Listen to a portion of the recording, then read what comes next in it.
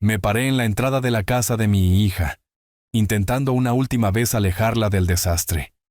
En lugar de eso, me gritó que me fuera o llamaría a la policía. Su voz temblaba de ira, sus ojos eran fríos como el vidrio. Solo esbocé una leve sonrisa, me di la vuelta y saqué mi teléfono para llamar al agente inmobiliario. Si tenían tanta prisa por perder esa casa, yo me aseguraría de que sucediera. Antes de continuar, por favor suscríbanse para mantenerse al día con nuestras últimas historias. El rostro de Enzo se puso rojo mientras golpeaba la mesa de la sala de descanso con el informe de crédito. Su café salpicó los papeles esparcidos, estados de cuenta bancarios que yo había sacado de mi chaqueta, impresiones que contaban la historia que él nunca quiso que yo leyera. Me preguntó dónde demonios había conseguido eso. Su voz se quebró como la de un niño atrapado robando.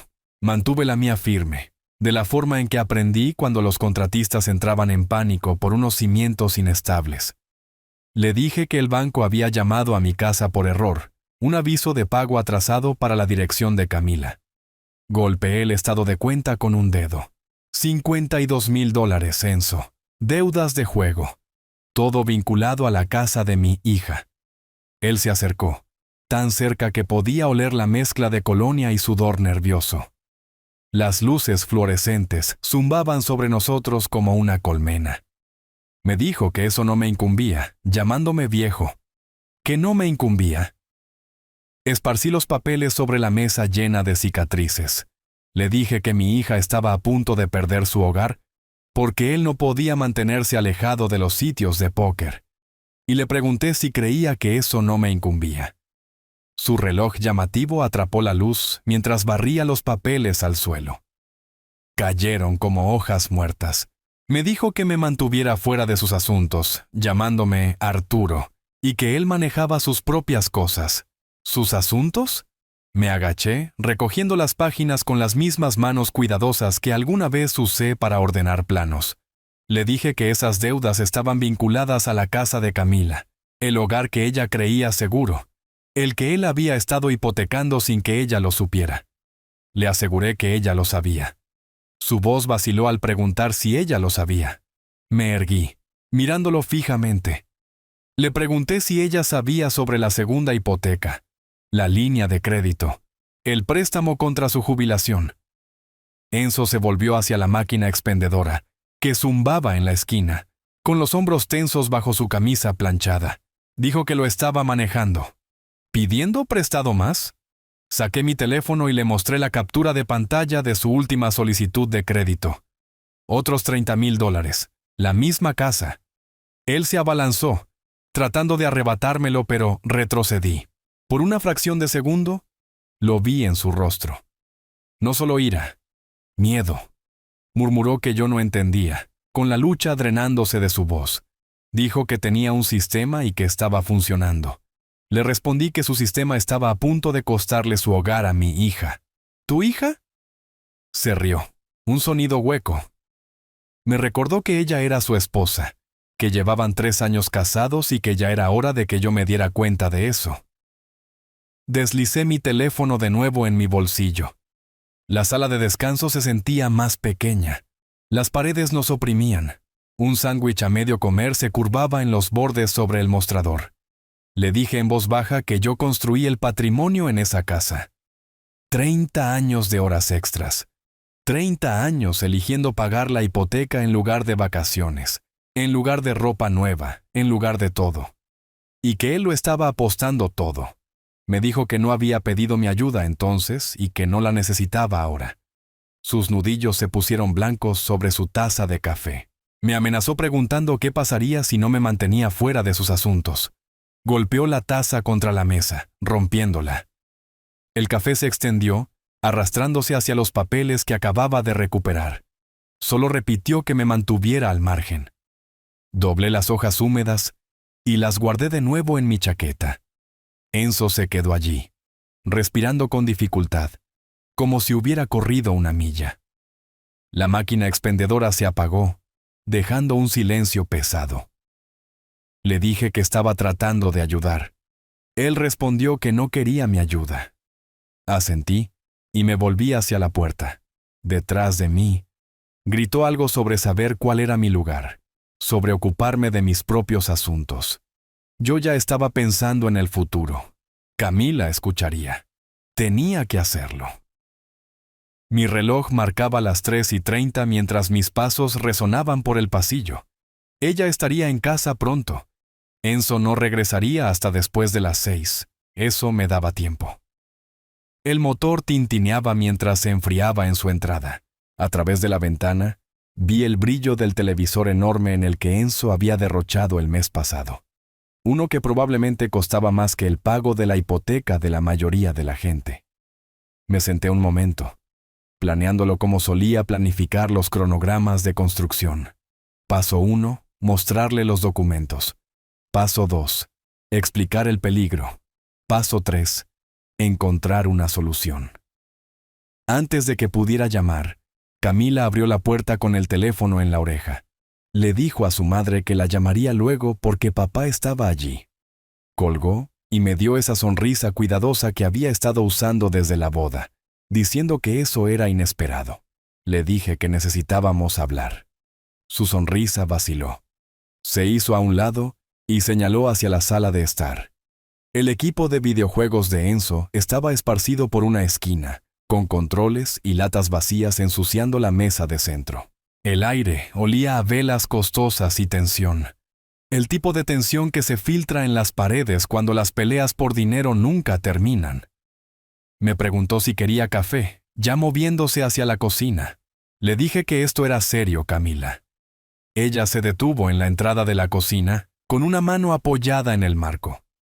Dijo que estaba bien, pero que haría café de todos modos porque sus manos necesitaban hacer algo cuando yo empezaba a hablar así. La seguí. Una pila de facturas sin abrir estaba escondida detrás de la tostadora, y ella evitó siquiera mirarlas mientras se ocupaba de la máquina. El refrigerador estaba cubierto con fotos de la boda, con el brazo de Enzo alrededor de sus hombros en cada toma, como si fuera el dueño del lugar. Le dije que sabía sobre las deudas de juego. La cuchara se resbaló de su mano y golpeó el mostrador. Preguntó qué deudas de juego. Esparcí los documentos sobre la isla de la cocina, estados de cuenta bancarios, informes de crédito, solicitudes de préstamos. Cada uno de ellos llevaba la firma de Enzo, todos vinculados a su dirección. Le dije que eran $52,000, tal vez más, que él había estado usando su casa como garantía. Su rostro palideció y luego se puso rojo. Dijo que eso era imposible. Le señalé la línea exacta. Segunda hipoteca por $30,000, línea de crédito por $15,000. Ella barrió los papeles de la isla, esparciéndolos por el suelo, insistiendo en que Enzo nunca haría eso. Dijo que él nunca arriesgaría su casa. Le pedí que los mirara. Ella gritó que eran falsos. Se agarró al mostrador dándome la espalda, acusándome de haberlos inventado. Me agaché, recogiendo los papeles de nuevo, y le pregunté por qué haría yo algo así. Ella respondió que porque no me gustaba Enzo, que nunca me había gustado. Su voz se agudizó, como siempre lo hacía cuando se sentía acorralada. Me acusó de querer separarlos. Le dije que quería salvar su casa. Ella insistió en que su casa estaba bien, girándose con los ojos húmedos, diciendo que nunca se habían retrasado en un pago. Le mostré los estados de cuenta, diciéndole que eso era porque ella no sabía sobre los otros pagos. $2,200 el mes pasado, $1,400 el mes anterior. Le pregunté de dónde creía que salía ese dinero. Ella se tapó los oídos con las manos, gritándome que parara. Le dije que él había pedido prestado contra todo lo que ella poseía, su coche, su jubilación, su casa. Ella se abalanzó sobre su teléfono gritando que Enzo la amaba y que nunca la lastimaría, llamándome mentiroso. Mis rodillas dolían mientras me ponía de pie. La cocina se sentía frágil, como si toda la habitación pudiera colapsar si alzábamos la voz más fuerte. Le dije que no estaba mintiendo, cariño. Ella me gritó que no la llamara así. Sus dedos temblaban mientras buscaba en sus contactos. Me advirtió que no me atreviera a llamarla así. Entonces, con voz estrangulada y desesperada, Me ordenó que me fuera, que saliera de su casa en ese mismo instante. ¿Su casa? Miré a mi alrededor. Las compras llamativas de Enzo, las facturas que ella ignoraba, las fotos de boda donde yo apenas aparecía. Le pregunté si se refería a la casa que yo confirmé, la casa que yo le ayudé a comprar. Ella levantó el teléfono como un arma, amenazando con llamar a la policía y decirles que los estaba acosando. Algo frío se instaló dentro de mí. No era dolor. Había pasado ese punto entre la cafetera y el momento en que ella se tapó los oídos. Esto era más agudo, más firme. Sonreí. Ella parpadeó, desconcertada. Esperaba súplicas o ira. En cambio, doblé tranquilamente los papeles y los guardé en mi chaqueta. Le pregunté en voz baja si llamaría a la policía. Dijo que sí, pero la duda parpadeó en sus ojos. Le pregunté si llamaría a la policía contra su padre, quien estaba tratando de evitar que perdiera esa casa. Ella respondió que yo no estaba salvando nada, que estaba tratando de arruinar su matrimonio. Caminé hacia la puerta y me detuve en la entrada. Detrás de mí, ella aferraba el teléfono como si fuera un salvavidas. Le dije que esperaba que Enzo valiera la pena. Ella respondió que lo valía. Añadí que esperaba que la casa también lo valiera. Salí, lento y constante, y subí a mi auto. A través de la ventana la vi todavía al teléfono, probablemente advirtiendo a Enzo sobre su padre loco y sus papeles falsos. El motor arrancó al primer intento, confiable como la mayoría de las cosas que había construido en mi vida. Mientras retrocedía por la entrada, la vi enmarcada en la gran ventana, pequeña contra las cortinas, rodeada de los juguetes de Enzo. Esa fue mi niña alguna vez, la que solía sentarse conmigo a equilibrar la chequera, la que confiaba en mí completamente. Conduje a casa despacio, ya planeando mi siguiente paso. Esta vez, hablaría con alguien que entendiera de documentación, alguien que conociera el peso de la firma de un co-firmante. La casa estaba demasiado tranquila cuando entré. Dejé mis llaves en el cuenco de madera junto a la puerta, el que ella había hecho en la clase de taller de 7º grado. Las habitaciones se sentían más grandes de lo habitual, y también más vacías. La cafetera cobró vida con su precisión habitual, uno de los pocos sonidos confiables que quedaban. Mientras se preparaba, me paré junto al fregadero, mirando mi jardín.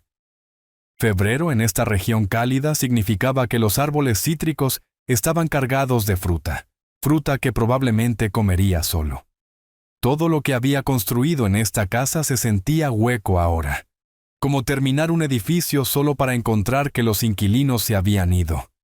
Mi café estaba negro, como aprendí a beberlo cuando la crema era un lujo que no podíamos permitirnos. Llevé la taza al sillón reclinable que una vez perteneció a mi padre, y dejé que el pasado rodara. 1994. Camila tenía 7 años, con los dientes separados, siempre preguntando por qué papá trabajaba tantas noches.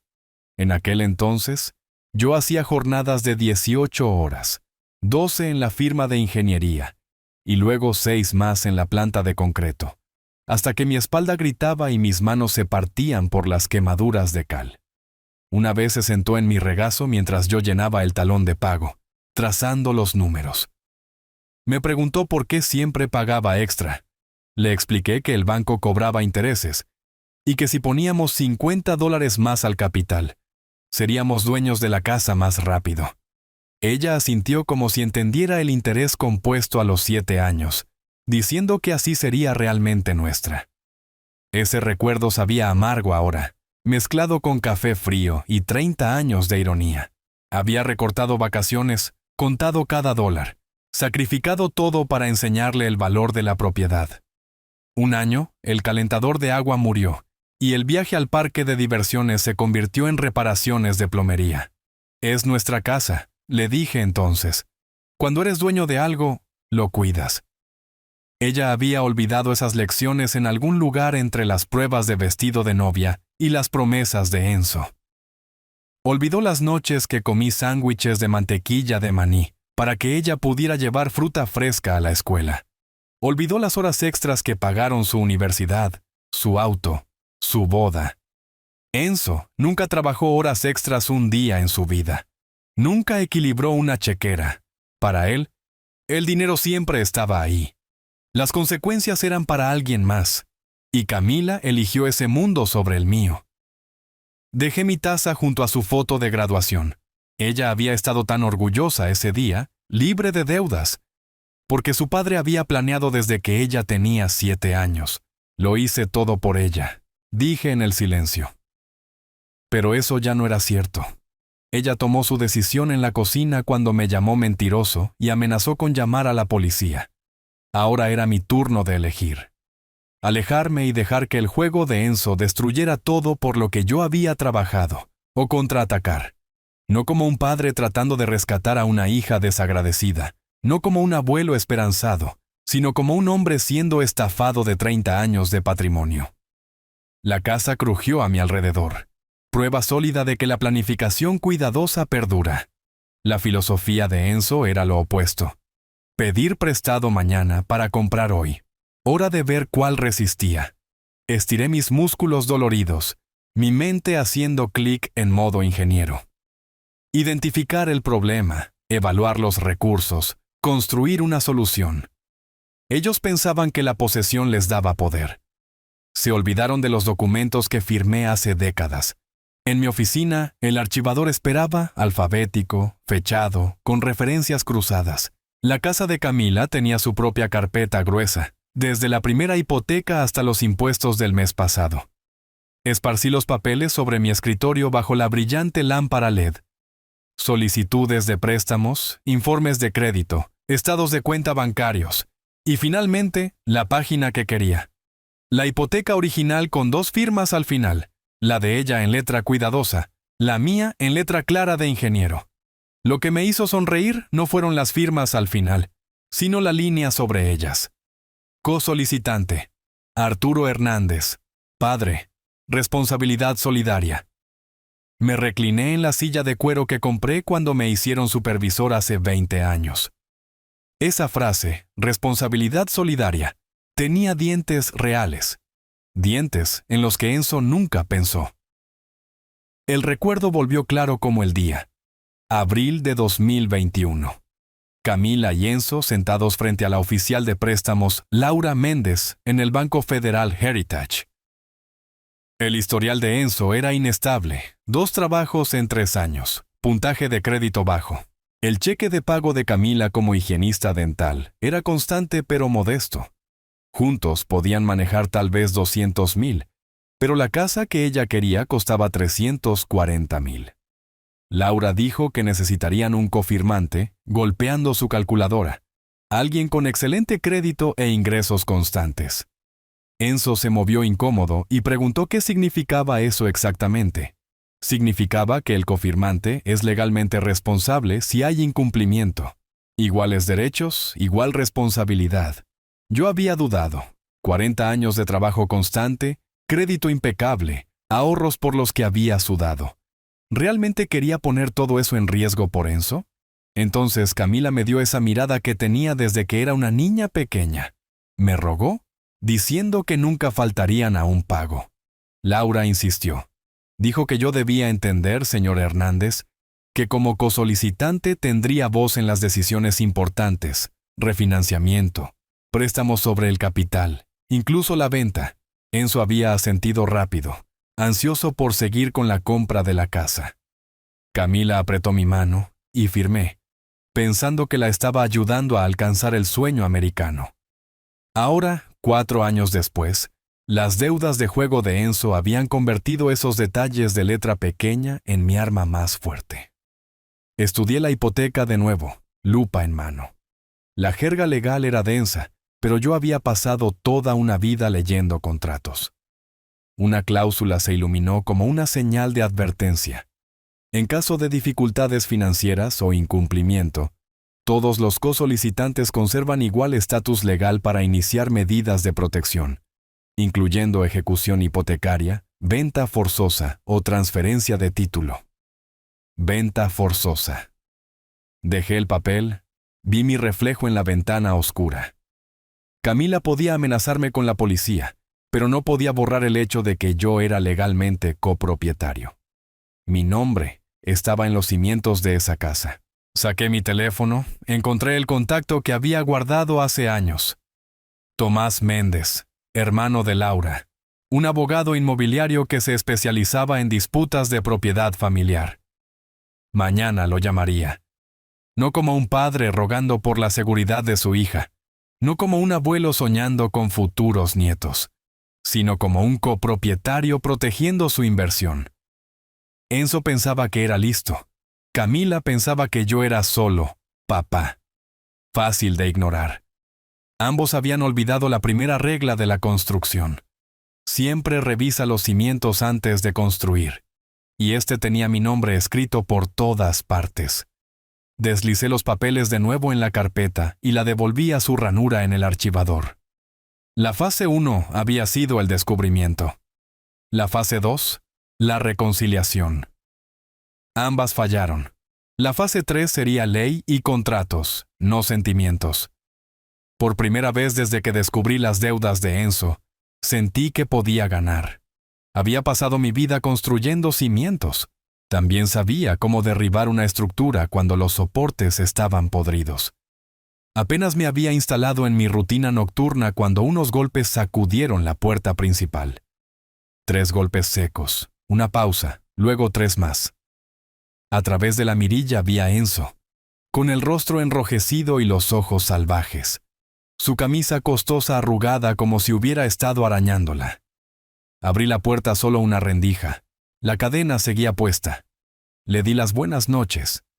Me ladró que abriera la puerta con la voz cargada de desesperación. Le dije que estaba lo suficientemente abierta para una conversación. Presionó su palma contra el marco, inclinándose cerca de la abertura. Le hablé a través de la rendija. Le dije que Camila me había contado sobre su historia, mis documentos falsos y teorías de conspiración. Le pregunté si también le había contado sobre los $52,000 en deudas de juego. Su rostro se puso rojo. Dijo que esas no eran deudas de juego, que eran inversiones de negocios, criptomonedas, tokens no fungibles, bienes raíces. Le dije que era extraño, ya que los sitios de póker no suelen tratar con bienes raíces. Se movió de un lado a otro como un animal atrapado. Me dijo que yo no sabía de lo que estaba hablando, llamándome viejo de nuevo. Saqué mi teléfono. Sus ojos se clavaron en él. Le pregunté si debería llamar a Camila para que escuchara su propuesta de negocios. Me advirtió que no me atreviera. Me apuntó con un dedo tembloroso, diciendo que ya había hecho suficiente daño a su matrimonio.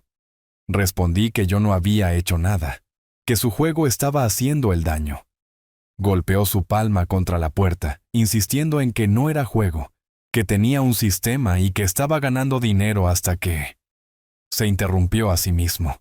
Lo presioné diciendo, ¿hasta que nada? Me dijo que me mantuviera fuera de sus vidas, sin más visitas, sin más papeles falsos, sin más veneno en el oído de Camila. Le pregunté, ¿o qué? Su sonrisa fue plana. Dijo que las cosas se pondrían desagradables. Hombres viejos y solitarios.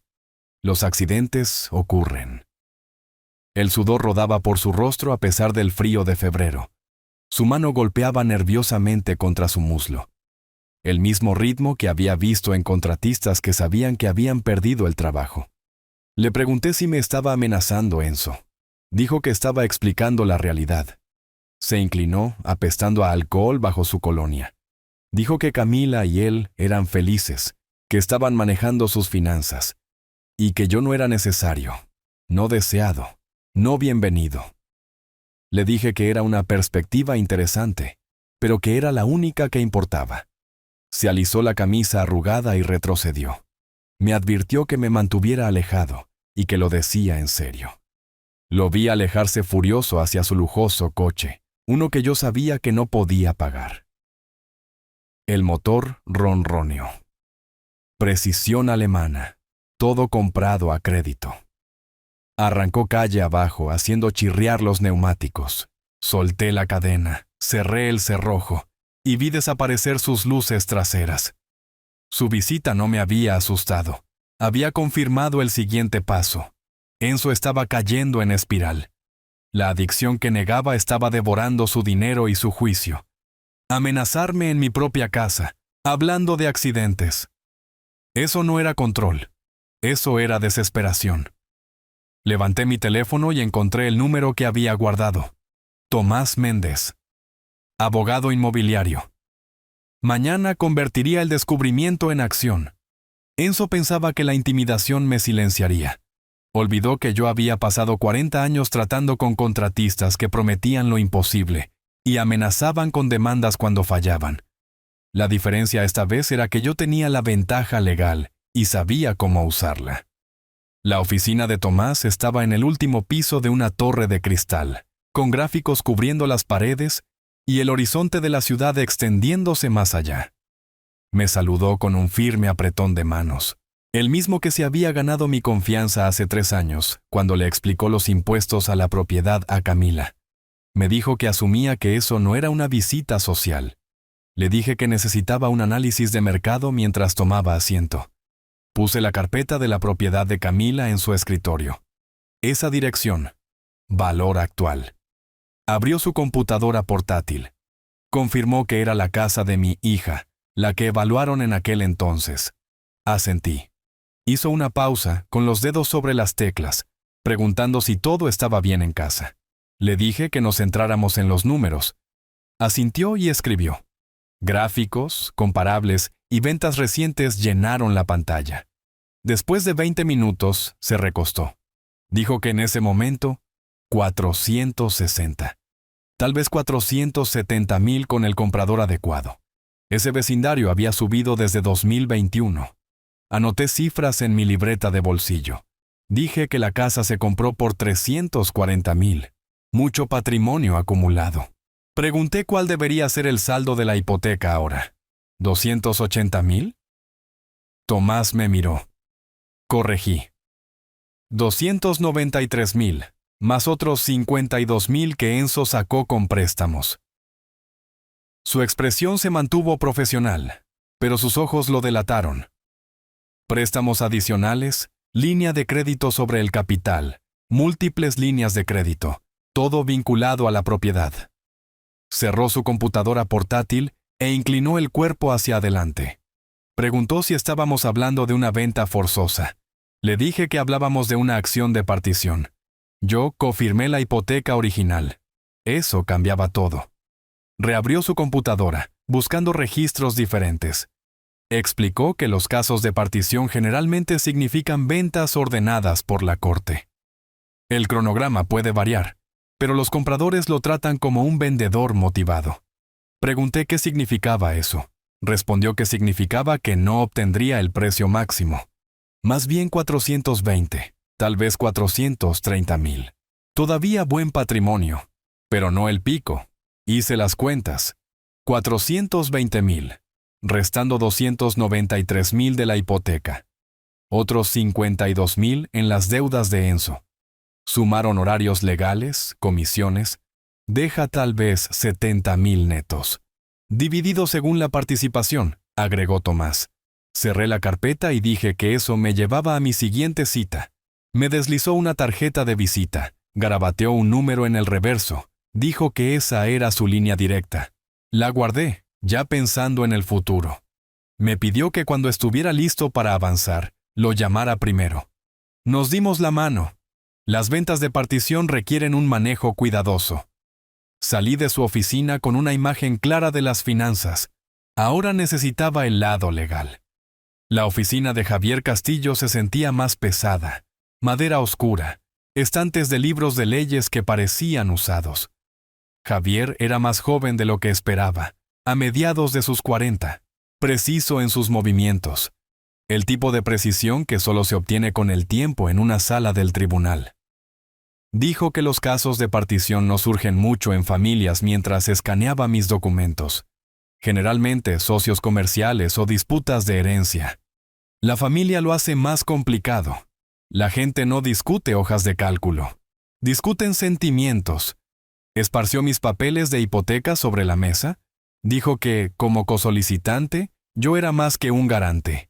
Era un copropietario, lo que significaba que Enzo y Camila no podían refinanciar, pedir prestado o vender sin mí. Estas deudas ya cruzaban esa línea. Pregunté cuáles eran mis opciones. Dijo que la ley permite la partición por venta, fuerza una venta ordenada por la corte, divide las ganancias según la propiedad. Señaló cláusulas en el préstamo. Cronograma, de 30 a 90 días, dependiendo del calendario de la corte y si ellos impugnan. Una vez que presentara la demanda, no podrían detener el proceso. Tomé notas y pregunté sobre los costos. Javier fue minucioso. Tarifa de presentación de 450 más costos de servicio. Me pidió que entendiera que, una vez que presentara la demanda, la relación con mi hija probablemente sería irreparable. Pensé en Camila levantando el teléfono como un arma, en Enzo golpeando mi puerta, en 30 años de pagos convertidos en fichas de juego. Dije que esa relación ya se había ido. Javier asintió. Dijo que presentaríamos la demanda el lunes. Conduciendo a casa, organicé la siguiente fase como un trabajo de construcción, cimientos completos, preparación legal terminada, permisos listos. Ahora venía la ejecución, donde la planificación se encontraba con la desordenada realidad. Pero a diferencia de la construcción, esto tenía un resultado garantizado. Aprenderían que los cofirmantes no son adornos. El lunes llegó gris y frío, la versión del invierno en esta región. Me puse mi traje azul marino, el de la boda de Camila, y la corbata que una vez me dio para el Día del Padre. Si íbamos a ir a la corte, me vestiría para ello. Javier se reunió conmigo en el estacionamiento del tribunal, maletín en mano. Preguntó si estaba listo. Le dije que lo había estado desde el viernes. El tribunal se alzaba con columnas de piedra caliza, un lugar construido para recordar a la gente la permanencia. Adentro, detectores de metales, guardias de seguridad, el zumbido de vidas siendo clasificadas en categorías legales. Divorcios, disputas de custodia, lecturas de cargos criminales. Tomamos el elevador al tercer piso. La oficina del secretario estaba ocupada con impresoras, computadoras y empleados procesando pilas de documentos que cambiarían vidas. Javier extendió nuestra petición sobre una mesa, partición por venta, enumerándome como copropietario, a Enzo y Camila como demandados, detalles completos de la propiedad, gravámenes actuales. Leí cada página. Mi nombre ya no era papá. Era demandante, copropietario, lenguaje legal que eliminaba las excusas familiares. Escribí el cheque, 450 más tarifas de proceso, barato comparado con ver a Enzo quemar 30 años de patrimonio. El secretario selló los papeles. Número de caso CV 2025-192. Audiencia inicial, 16 de abril, 9 de la mañana. Sala B. El sonido de ese sello fue definitivo. No más charlas familiares, no más amenazas, solo maquinaria legal avanzando. El secretario agregó que los demandados serían notificados dentro de 5 días hábiles. Tenían 30 días para responder. Javier reunió las copias certificadas. Dijo que eso era todo. La máquina se estaba moviendo. Salimos pasando junto a personas que luchaban sus propias batallas. En el elevador, Javier dijo que serían notificados para el viernes. Una vez notificados, no podrían refinanciar ni transferir nada. Explicó que la notificación de litigio pendiente congela los movimientos importantes hasta que se resuelva el caso. El alivio se instaló en mí. No alegría, sino la calma constante de un hombre que había vertido unos cimientos y sabía que aguantarían. En el estacionamiento nos dimos la mano. Javier dijo que me llamaría después de que fueran notificados. Conduje a casa lentamente, con la radio baja, dejando que la realidad se asentara. Por primera vez en semanas, las decisiones de Enzo y Camila no podían tocarme. La ley lo manejaría ahora. En casa, archivé las copias certificadas en la carpeta de Camila, justo detrás de la hipoteca original. Todo documentado, listo. Para el jueves por la tarde, la tormenta golpeó. El nombre de Camila apareció en mi teléfono mientras almorzaba. Lo dejé sonar. Minutos después, Enzo. Luego más. Para la noche, 7 llamadas perdidas, 3 correos de voz. La voz de Camila temblaba. Me rogaba, diciendo que habían recibido papeles. Decía no entender, y me pedía que la llamara. El de Enzo llegó más tarde, enojado. Preguntaba qué juego estaba jugando, diciendo que la familia no se arrastra mutuamente a la corte. Luego Camila de nuevo, llorando. Decía que Enzo le dijo que yo estaba tratando de robar su casa, que eso no podía ser cierto. Me rogaba que le devolviera la llamada. Los borré todos. El viernes trajo una inundación de mensajes de texto. Decían que ningún juez se pondría de mi lado sobre la familia. Camila escribió que me amaba, pero que esto era demasiado lejos, pidiéndome que no la hiciera elegir. Por la noche, el tono de Enzo se volvió más oscuro. Decía que yo estaba cometiendo un error más grande de lo que sabía. Javier llamó para confirmar que ambos habían sido notificados. Le leí los mensajes de texto. Dijo que era estándar. Pánico, negación, luego ira. La verdadera pregunta era si respondían, y si no lo hacían, sentencia por defecto. Ganábamos automáticamente. El sábado ignoré más llamadas y trabajé en mi jardín, podando árboles cítricos, dejando que el trabajo físico despejara mi cabeza. El correo de voz del domingo de Camila sonaba ensayado. Decía que Enzo habló con un abogado y que él decía que esto era un engaño, que lo ignorarían hasta que yo entrara en razón. Lo reproduje 2 veces. Luego llamé a Javier. Le dije que no iban a presentar nada. Respondió que perfecto, que dejáramos que pensaran que era una táctica de miedo. El lunes llegó tranquilo, sin llamadas, sin mensajes. En el tribunal, revisé los registros. Ninguna respuesta de ninguno de los dos. Esa noche, llamé a Tomás para programar la tasación para la venta ordenada por la corte. Preguntó si no estaban impugnando. Silbó y dijo que pensaban que era solo drama familiar. Ese error les costaría unos $100,000 en patrimonio. El martes trajo un último correo de voz de Enzo, más suave ahora. Decía que tal vez las cosas se habían calentado. Sugería que fuera a cenar para resolver esto como familia. Lo borré y me serví café fresco. Fuera de la ventana, mis árboles cítricos colgaban pesados con fruta. Años de cuidado paciente produciendo algo sólido. Enzo y Camila habían elegido ignorar la ley. Creían que los plazos y los contratos eran opcionales. Estaban a punto de aprender lo contrario. En 2 semanas, aprenderían cuán equivocados estaban. Pero para entonces, sería demasiado tarde. Les había dado todas las oportunidades para enfrentar el problema.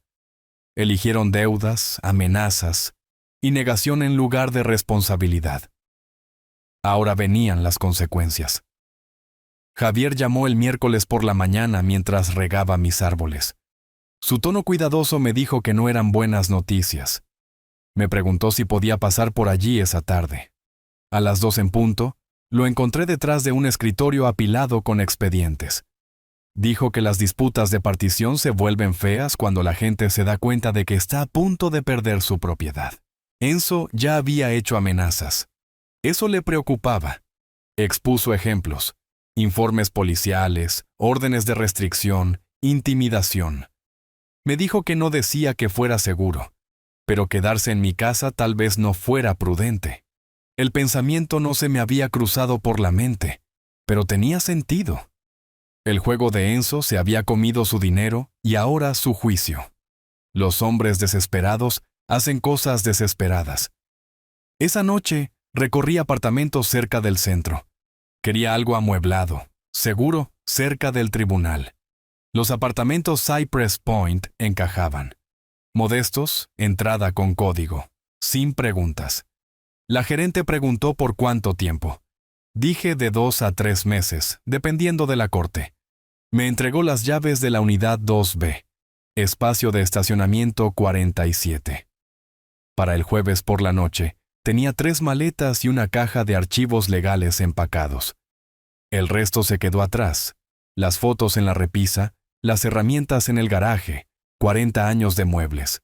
El viernes por la mañana, cargué mi camioneta, caminé por cada habitación una última vez, cancelé el correo, revisé cada ventana y cerré la puerta. La casa esperaría como unos cimientos esperando nuevo trabajo. El apartamento se sentía extraño. Muebles genéricos, sin historia, pero seguro. Anónimo.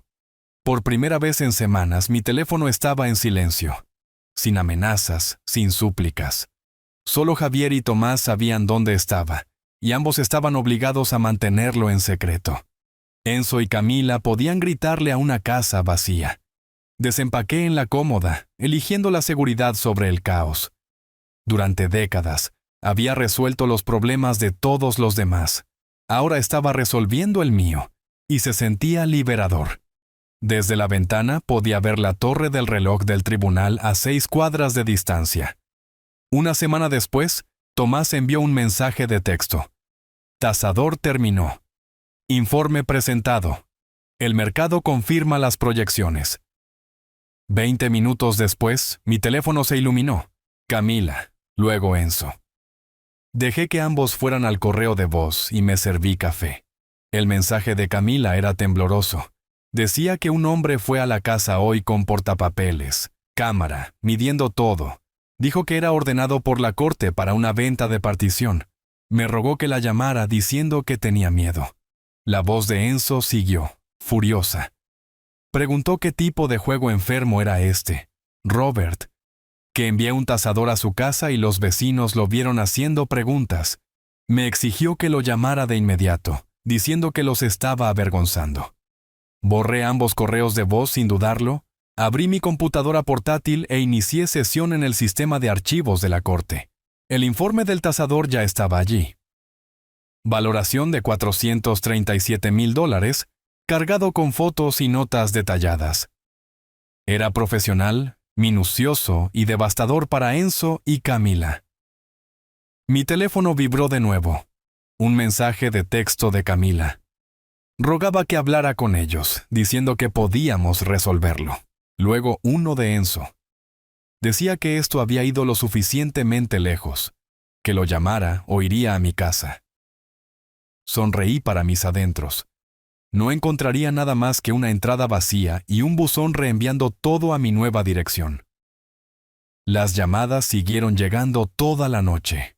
7 de Camila, 4 de Enzo, cada correo de voz más desesperado que el último. De Camila.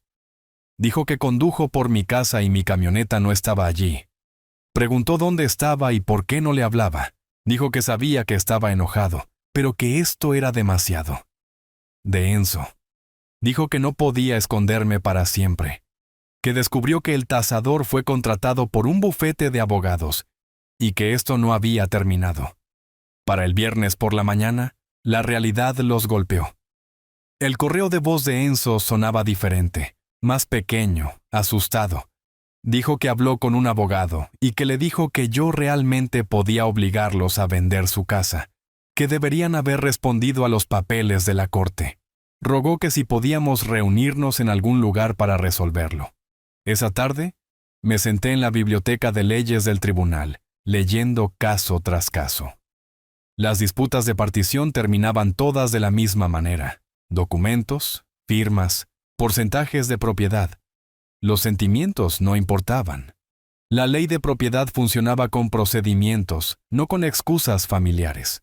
El sábado lo intentaron de nuevo, esta vez por correo electrónico. De Camila. Dijo que se equivocó al amenazar con la policía. Admitió que tal vez Enzo pidió prestado demasiado, pero que obligarlos a vender los destruiría. Su crédito, su matrimonio, su futuro. Rogó que no hiciera esto. De Enzo. Dijo que admitía tener un problema de juego, que buscaría ayuda, consejería, jugadores anónimos, lo que yo quisiera. Solo pedía detener la demanda y que me pagarían con el tiempo. Reenvié ambos correos electrónicos a Javier con una nota, para el archivo. El domingo por la noche, mi teléfono sonó 15 veces. Apagué el timbre y me fui a la cama temprano. El lunes por la mañana trajo mejores noticias. Tomás llamó. 3 compradores en efectivo ya habían presentado ofertas. Querían cierres rápidos. La más alta era de $425,000. 10,000 por debajo de la tasación, pero cierre garantizado en 30 días. Mientras hablaba con él, Enzo intentó llamar de nuevo. Su correo de voz esta vez llevaba los sollozos de Camila de fondo. Su voz sonaba rota. Dijo que sabía que podía escucharlo. Que condujeron buscando mi camioneta, preguntaron a los vecinos, y nadie sabía dónde estaba. Dijo que era como si me hubiera desvanecido a propósito. Hubo una larga pausa. Preguntó si iban a perder su casa. Dijo que el abogado decía que era demasiado tarde. 30 días. Que tenían 30 días para encontrar otro lugar donde vivir. Otra pausa. Pidió perdón. Dijo que Camila también lo sentía. Que estaban equivocados sobre el juego, las amenazas, decirme que me mantuviera alejado. Pero rogó que no los dejara sin hogar, recordándome que éramos familia. Guardé el correo de voz y se lo envié a Javier. Evidencia de reconocimiento. Familia. Encontraron esa palabra de nuevo ahora que las consecuencias se acercaban. Pero ¿dónde estaba la familia cuando Camila amenazó con llamar a la policía contra mí? ¿Dónde estaba la familia cuando Enzo se paró en mi puerta apestando a licor, insinuando sobre accidentes? ¿Dónde estaba la familia cuando mi hija eligió sus deudas sobre 30 años de mi sacrificio? Ahora, mirando la realidad de perder su hogar, recordaron. Demasiado tarde. El proceso seguiría moviéndose. La casa se vendería. Las ganancias se dividirían. La justicia llegaría, no a través de la emoción, sino a través de la ley. Esa noche cociné una cena tranquila en mi apartamento temporal, mirando la torre del reloj del tribunal a través de la ventana. Sentí la satisfacción constante que viene cuando un plan funciona exactamente como se pretendía. El martes por la mañana se puso el cartel de "Se vende". No necesité ver qué sucediera. Ocurrió mientras estaba en el banco depositando un pequeño cheque de consultoría de mi antiguo empleador.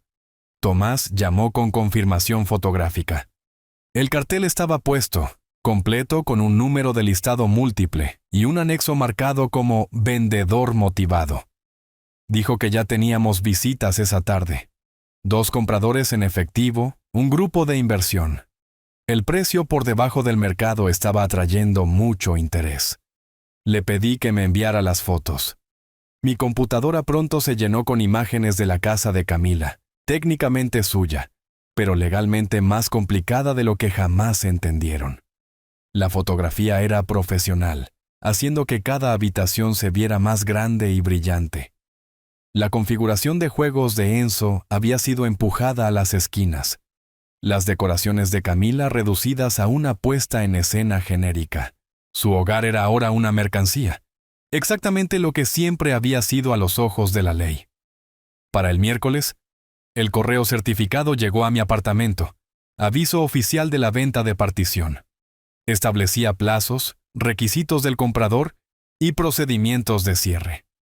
Tenían 30 días para irse voluntariamente, o el alguacil ayudaría. Reenvié el paquete a Javier. Me dijo por teléfono que todo procedía normalmente, sin mociones para impugnar, sin retrasos presentados. Dijo que eso significaba que habían aceptado la realidad o que estaban planeando algo desesperado. Pregunté si podían detener la venta. Dijo que no, que el proceso estaba bloqueado. El jueves por la tarde trajo otra actualización de Tomás. Dijo que habíamos aceptado la oferta en efectivo, 425,000. Cierre en 15 días, sin contingencias. Después de tarifas, comisiones y la hipoteca pendiente, mi neto sería de unos 78,000. 78,000. No una fortuna, pero una compensación sólida por 3 décadas de pagos en una casa en la que nunca viví. Dinero ganado de la manera correcta a través de la ley, no chantaje emocional. Pregunté cuándo necesitaban estar fuera. Dijo que el 26 de abril. El cierre era el 28. Necesitábamos la casa vacía para el recorrido final. Escribí las fechas en mi calendario, sintiendo que algo cambiaba dentro de mí. No alegría, solo la calma que obtienes cuando un proyecto complejo finalmente está a tiempo. El viernes trajo una sorpresa. La señora Thompson, mi antigua vecina, llamó. Dijo que mi hija estaba sentada en mi porche. Llevaba allí una hora, llorando, revisando su teléfono. Dejó una nota debajo de mi puerta. Conduje hasta allí esa noche. La nota estaba en la letra de Camila, temblorosa, donde generalmente era ordenada. Decía: «Papá, sé que nos estás evitando, pero se nos acabó el tiempo. Encontramos un apartamento, pero necesitamos el primer mes, el último mes, el depósito, los costos de mudanza. Enzo está intentando conseguir un préstamo, pero su crédito está arruinado. Por favor, habla con nosotros. Estaremos sin hogar en 3 semanas. Tu nieta, Camila». Lo firmó. Tu nieta, Camila. Como si recordarme nuestro vínculo borrara las órdenes judiciales y los documentos legales. Archivé la nota con el resto de mis registros del caso y volví a mi apartamento. El fin de semana pasó tranquilamente. No más llamadas, no más mensajes de texto. Se les habían acabado las formas de contactarme. El domingo por la noche, Tomás llamó. Dijo que el cierre era el jueves, 29 de abril, a las 10 de la mañana. Abogado del banco, abogado del comprador. Yo. Dijo que no tenía que ir si prefería no hacerlo. Le dije que estaría allí. Dijo que bien, que trajera identificación con foto y tarjeta de seguro social. El 26 de abril llegó gris y ventoso. Desde la ventana de mi apartamento, vi camiones de mudanza dispersos por las calles de abajo, gente reubicándose, comenzando de nuevo. Me pregunté si Enzo y Camila habían logrado asegurar su propio camión, su propio apartamento, su propio lugar de aterrizaje temporal. Mi teléfono permaneció en silencio. Sin súplicas, sin disculpas. Para entonces, deben haberse dado cuenta de que nuestra relación había cambiado de familia a adversarios legales. Y en la corte, la emoción no contaba para nada. El jueves por la mañana me puse mi traje azul marino, reuní mi identificación y me dirigí al centro. El tribunal se sentía como cada sitio de construcción en el que había trabajado. Ordenado, deliberado, predecible. El cierre fue en una sala de conferencias estéril bajo luces fluorescentes. Pilas de documentos esperaban firmas. El abogado del banco leyó en voz alta: «Ganancias para el demandante Arturo Hernández, $78,437. Firmé donde se me indicó, vi cómo 4 décadas de esfuerzo y sacrificio se condensaban en transferencias electrónicas y papeleo sellado. Para el mediodía, mi teléfono vibró con la confirmación. El depósito se liquidó. Era la suma más grande que había visto en años desde antes de la jubilación. En el estacionamiento, Tomás me dio la mano. Dijo que fue un placer trabajar conmigo. Javier fue más directo. La justicia había sido servida. De vuelta en mi apartamento, encontré un correo de voz esperando. La voz de Camila era suave, cansada. Dijo que se mudaron ayer, que Enzo encontró un trabajo en la ciudad de la costa, así que estaban comenzando de nuevo allí. Dijo que quería decirme que entendía ahora sobre el dinero, sobre su juego, sobre por qué hice lo que hice. Dijo que sentía que tuviera que perder su casa para verlo. Terminó diciendo que esperaba que algún día pudiera perdonarlos y que me amaba. Lo reproduje 2 veces. Luego lo borré, dándome cuenta de que las consecuencias no eran lo mismo que ganar el perdón. Ese fin de semana recorrí condominios en una comunidad con campo de golf. La agente de ventas me guió a través de una unidad de esquina con vista al jardín. Explicó que la mayoría de sus propietarios eran ingenieros jubilados, maestros, gerentes. Personas que ahorraron y planearon para la jubilación. Personas que entienden que la seguridad proviene del trabajo constante, no de esquemas de juego. Personas que respetan los contratos en lugar de tratarlos como sugerencias. Se sentía como el lugar adecuado. Hice una oferta. Mientras Enzo y Camila comenzaban de nuevo en otra ciudad, cargando el peso del crédito arruinado y lecciones costosas, yo estaba entrando en algo nuevo. Habían elegido la negación y las amenazas sobre la responsabilidad, asumiendo que los lazos familiares los protegerían de las consecuencias. Estaban equivocados. El jueves por la tarde, caminé por mi nuevo condominio, con la luz del sol derramándose sobre el campo de golf afuera. No estaba huyendo de la familia.